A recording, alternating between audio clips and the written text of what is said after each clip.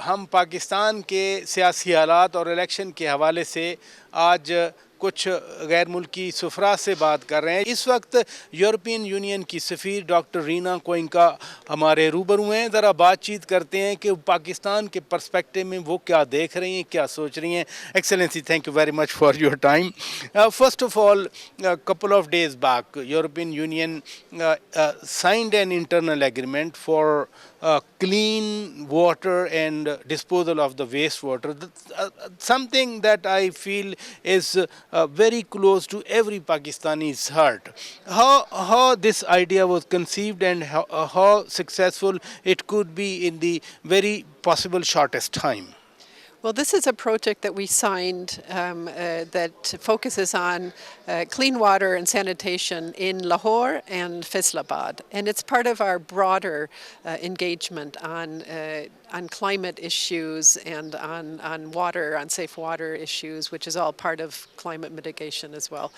The idea came from the need, in fact, because there is a greater need in Pakistan.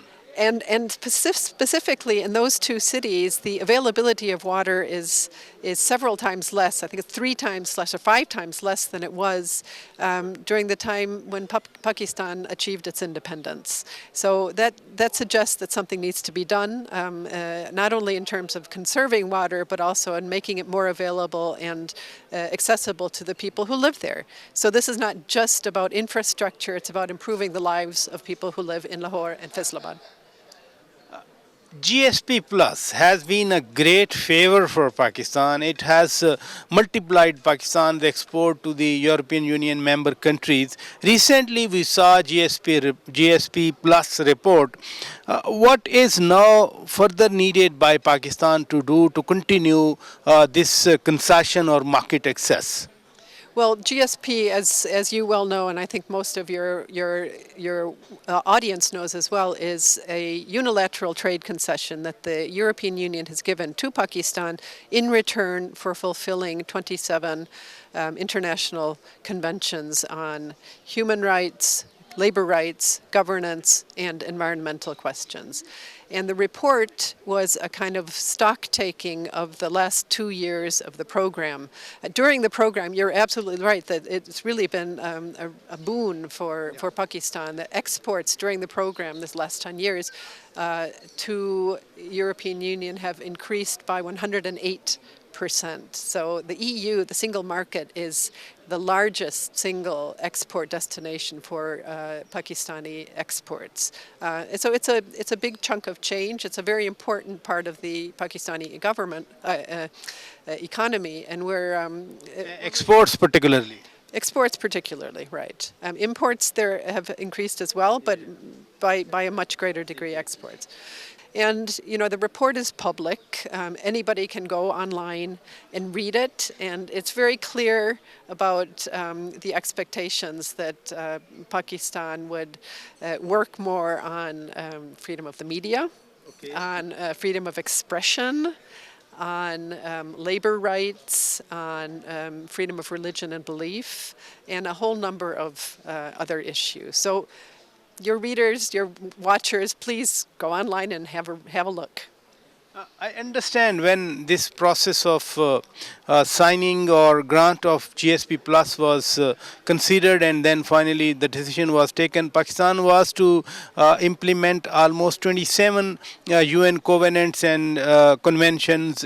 Pakistan did ratify. So it is in the context of all those which include media freedoms, protection against torture, political rights. Is that all that, Madam, you are talking of? It is, but let me clear up a misconception that is I've seen widely propagated in the media. This report and the extension now of GSP Plus for another 4 years are unrelated to each other. Okay. So the report was it was a stock taking of the last 2 years of a 10-year program.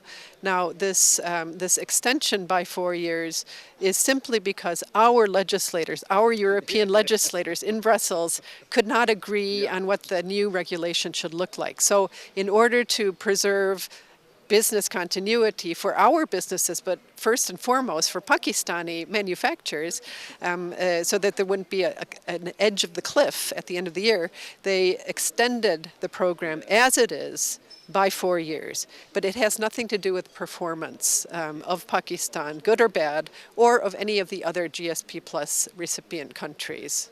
Thank you for clarifying it, because our Commerce Minister had an announcement. I saw your tweet as well on during those days. But now Pakistan is approaching towards elections on February 8th. How encouraged European Union feel of it? We're very encouraged that there's a date for the elections, and we're looking forward to seeing those elections take place in a free, fair, inclusive manner. So it will be a test for Pakistan's devotion, commitment to democracy. It's very important that elections take place, and we're encouraged by the date. Madam, you have used the word test. What do you mean by test of Pakistan? I mean, how Pakistan has to perform in this test? Well, elections should be according to international standards that have been set up for how elections, to be fair and free, should be conducted. So it's not rocket science. There are certain things that need to be done, that need to be avoided, and Pakistan knows all of this. So we'll see what happens on the 8th. Various political parties, they are in the field, they are now campaigning. How encouraging it is that political parties are working now and all, putting their eyes towards 8th of February election. Well, this is an integral part of the democratic process, that they're out there campaigning. So this is a good thing. In fact, it's getting a little hard to touch base with some of them because they're out in the field. And this is only a good thing. Campaigning means you're going to the people who are going to vote and trying to convince them and explain to them what your platform is. And this is a good thing. European Union has been sending election observer missions. I worked with them in 2002, 2008, 2013, 2018. Whether this time, as election commission, and they have, I understand, already extended an invitation, whether European Union will be sending observer mission this time? We will be sending, if we get the final okay, but I think we're pretty good on that. We will be sending a small group of experts. We will be sending an election expert mission, which is different from an election observation mission. So an expert mission is really made up of people who do nothing but monitor elections. They don't give a political assessment of whether the elections have been fair. They do not give recommendations. It's not public unless the government says that they would like the report to be public. So it's a much smaller, kind of lighter process. And why is that? That's because we need, in the European Union, several months lead time to be able to send an election observation mission, because there are budget implications as well. So we have to, budget for sending an observation mission. And frankly, we didn't know, just like the rest of Pakistan didn't know for a long time, when the elections would take place. So we could not make that budget decision. And that's why a smaller, less political group is coming. After the Russian war against Ukraine, European ambassadors sent an open letter, and it caused a controversy. The then Prime Minister said, "We are not slaves."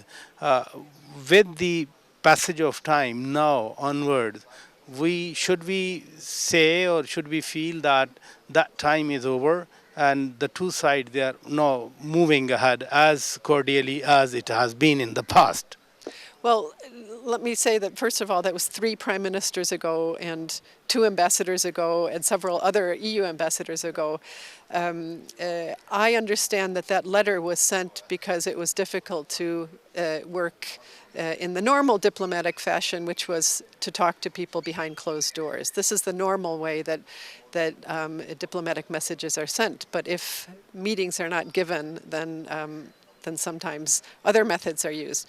Have we moved beyond that? I would say that we never moved beyond, that the EU-Pakistan relationship is multifaceted, long-term. We've been at it for more than 60 years, and that open letter at the time did not change that, and the situation now does not change that either. So when we're here for the long run, the EU is committed to Pakistan, to a prosperous, inclusive Pakistan where development works for everybody, and we're here to stay. Thank you very much for staying over here. नाजरीन, European union की head of delegation यानी European union की सफ़ीर doctor Reena क्योंका बात कर रही थी और ख़ासा उन्होंने इनकरेजिंग बात की कि यूरोपियन यूनियन और पाकिस्तान पार्टनर हैं, पार्टनर थे और पार्टनर रहेंगे।